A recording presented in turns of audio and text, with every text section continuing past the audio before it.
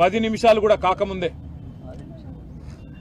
6 నిమిషాల లోపలనే ఈరోజు ఉద్దేశపూర్వకంగా అటు మంత్రులు ఇటు కాంగ్రెస్ పార్టీకి సంబంధించిన శాసనసభ్యులు రన్నింగ్ కామెంటరీ చేస్తూ ఆయన ప్రసంగానికి అంతరాయం కలిగిస్తూ ఇష్టం వచ్చిన కామెంట్స్ చేస్తూ ఉంటే జగదీశ్వర్ రెడ్డి గారు ఏమాత్రం సంయమనం కోల్పోకుండా చాలా చక్కగా రాష్ట్రంలో ఎండిపోతున్న పంటలు, రాష్ట్రంలో అధోగతి పాలైన వ్యవసాయం, రైతుల కష్టాలు, జరగని రుణమాఫీ, పడని రైతు బంధు ఇవన్నీ ఎండగడుతూ తన పద్ధతుల్లో చాలా స్పష్టంగా ప్రభుత్వానికి ఇవాళ ఒక హెచ్చరికలాగా రాష్ట్ర ప్రజల తరపున చేస్తుంటే అమలు కాని 6 గ్యారంటీలు, ఇచ్చిన 420 హామీల వాగ్దాన భంగం, వీటన్నిటి మీద విమర్శలతో ఇవాళ దాడి చేస్తుంటే తట్టుకోలేని ప్రభుత్వం ఈరోజు నీతిబాహ్యంగా నిస్సిగ్గుగా ఇవాళ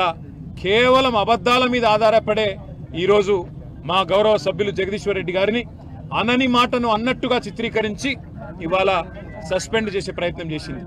ఇవాళ 2 ముఖ్యమైన విషయాలు ఇక్కడ మేము చెప్పాల్సింది. జగదీశ్వర్ రెడ్డి గారు ఒక్కటంటే ఒక్క మాట కూడా, ఒక్క పదం కూడా అన్పార్లమెంటరీ మాట శాసనసభలో మాట్లాడలేదు. కేవలం అన్నది ఒకటే ఒక్క మాట. ఏమన్నారు ఆయన?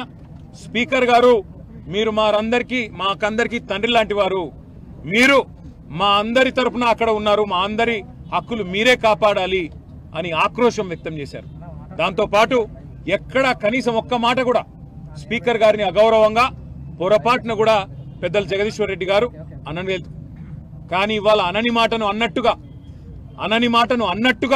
ఇవాళ జరగని తప్పునేదో తరిగినట్టుగా చిత్రీకరించి ఇవాళ మా గౌరవ సభ్యులు జగదీశ్వర్ రెడ్డి గారిని ఏదైతే ఈ సమావేశాలు ముగిసేంత వరకు సస్పెండ్ చేస్తున్నామని చెప్పి ఏకపక్షంగా నియంతృత్వ పోకడలతో ఈ రాష్ట్ర ప్రభుత్వం 5 గంటలు సభను వాయిదా వేసి ఢిల్లీలో ఉండే రేవంత్ రెడ్డి గారి ఆదేశం మేరకు గొంతు నొక్కి మా కనీసం ఉరిశిక్ష వేసే ముందు కూడా ఆ ఉరిశిక్ష ఎవరికైతే విధిస్తారో వారికి తమ వాదన చెప్పుకునే అవకాశం ఇస్తారు.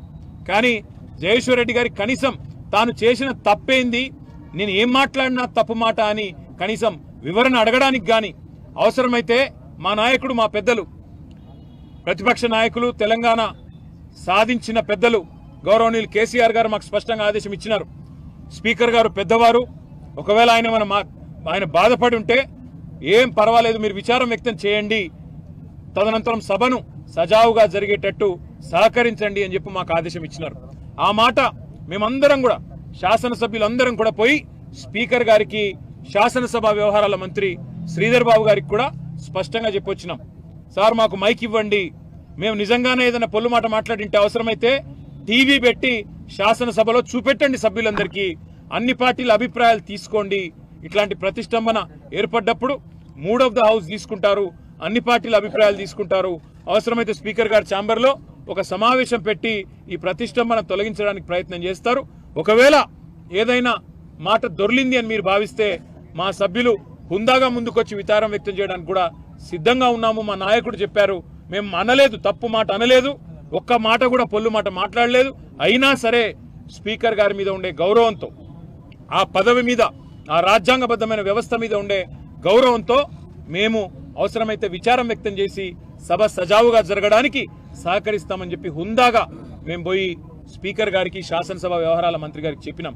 కానీ ఇవాళ చేయని తప్పుకు ఈరోజు మొత్తం సెషన్ అంతా కూడా సస్పెండ్ చేస్తున్నామని చెప్పి ఏకపక్షంగా, అక్కడ మా పెద్దలు హరీష్ రావు గారు రిపీటెడ్గా అడుగుతానే ఉన్నారు, మా పార్టీ తరఫున మా వాదన చెప్పనివ్వండి, మేము చెప్పాలనుకున్నది వినండి అని చెప్తే కూడా వినిపించుకోకుండా కేవలం కాంగ్రెస్ పార్టీ శాసనసభ్యులు ఒక 4-5 మాట్లాడించి, ఒక 3-4 మంత్రులతో మాట్లాడించి, ఇక అది మాత్రమే మూడ్ ఆఫ్ ద హౌస్ అన్నట్టు, వాళ్ళు చెప్పిందే వేదం అన్నట్టు, వాళ్ళు చెప్పిందే సత్యం అన్నట్టు ఇవాళ ఏకపక్షంగా బుల్డోజింగ్ ధోరణితో, నియంతృత్వ పోకడలతో ఈ రాష్ట్ర ప్రభుత్వం, శాసనసభ వ్యవహారాల మంత్రి శ్రీధర్ బాబు గాని, ముఖ్యమంత్రి రేవంత్ రెడ్డి గాని ఏకపక్షమైన నిర్ణయం తీసుకొని ఇవాళ మా సభ్యుడు గొంతు నొక్కడం జరిగింది. అందుకే ఇవాళ రాజ్యాంగాన్ని రచించిన భారతరత్న డాక్టర్ బాబాసాహెబ్ అంబేద్కర్ గారికి ఈ రాష్ట్రంలో జరుగుతున్న రాజ్యాంగ హక్కుల హననం గురించి, ఈ రాష్ట్రంలో జరుగుతున్న అప్రజాస్వామికమైన పోకడల గురించి మరి నిరసన చెప్పడానికే ఇక్కడ వచ్చి కూర్చున్నాం. మరి ఇక్కడికి వచ్చి చూస్తే పరిస్థితి ఏందండి?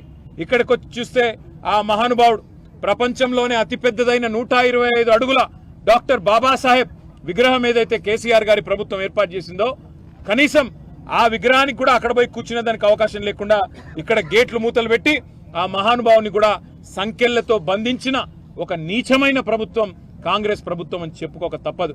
పేరు గొప్ప ఊరు దిబ్బ అన్నట్టు పేరుకేమో ప్రజాపాలన చేసేవేమో అన్ని అప్రజాస్వామిక పనులు అన్నట్టుగా ఇవాళ ఏకపక్షంగా పెద్దలు జగదీశ్వర్ రెడ్డి గారి గొంతు నొక్కడం అంటే ఇది జగదీశ్వర్ రెడ్డి గొంతు నొక్కడం కాదు, ఆయన ఒక్కడికి జరిగిన అవమానం కాదు.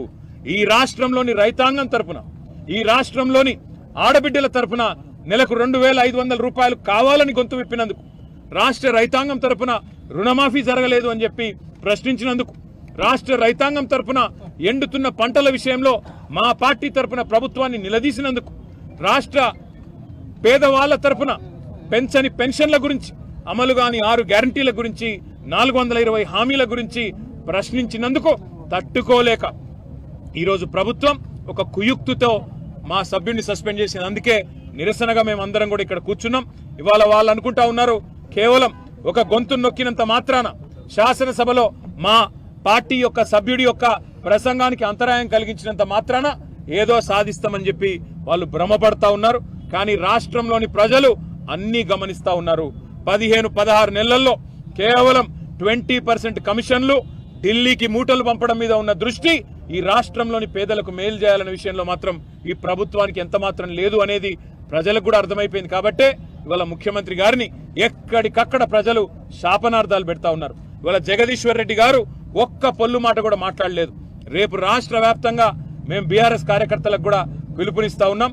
కాంగ్రెస్ పార్టీ యొక్క అప్రజాస్వామిక వైఖరికి వ్యతిరేకంగా ఈ ముఖ్యమంత్రి ఈ ప్రభుత్వం యొక్క అహంకార నియంతృత్వ పోకడలకు వ్యతిరేకంగా రాష్ట్ర వ్యాప్తంగా అన్ని నియోజకవర్గ కేంద్రాల్లో కూడా ప్రభుత్వం యొక్క దిష్టిబొమ్మల దహనానికి వెంటనే మీరు పిలుపునిస్తూ, దాంతో పాటు బడ్జెట్ సమావేశాల్లో నిజానికి అన్ని కూడా మేము ప్రశ్నించబోతా ఉన్నామని వాళ్ళకి తెలుసు. మరి బడ్జెట్ సమావేశాల్లో బీఆర్ఎస్ ఉంటే ఖచ్చితంగా మరి ప్రజల తరఫున గట్టిగా దాడి చేస్తారు, గట్టిగా ప్రశ్నిస్తారు. 420 హామీలు, 420 పనులు, ఈ కాంట్రాక్టులు, కమిషన్లు, మరి ఢిల్లీకి మూటలు అన్ని వెలుగులోకి వస్తాయనే భయంతో మా గొంతు నొక్కే ప్రయత్నం ఏదైతే చేస్తా ఉన్నారో తప్పకుండా దీనికి మరి ప్రజలు కూడా సమాధానం చెప్తారు, మేము కూడా సమాధానం చెప్తాం. రేపు రాష్ట్ర వ్యాప్తంగా మరి మా సభ్యుడి యొక్క అప్రజాస్వామిక రేపు సాయంత్రం వరకు మరి ఈ కార్యక్రమం కూడా చేస్తాం. దాంతో పాటు మరి మా సభ్యుడి యొక్క గొంతు ఈరోజు నొక్కినందుకు తప్పకుండా ఈ ప్రభుత్వం ఇంతకు ఇంత అనుభవిస్తుంది భవిష్యత్తులో. ఈరోజు ఏ రకంగానైతే ఏకపక్షంగా కాంగ్రెస్ పార్టీ వ్యవహారం చేసిందో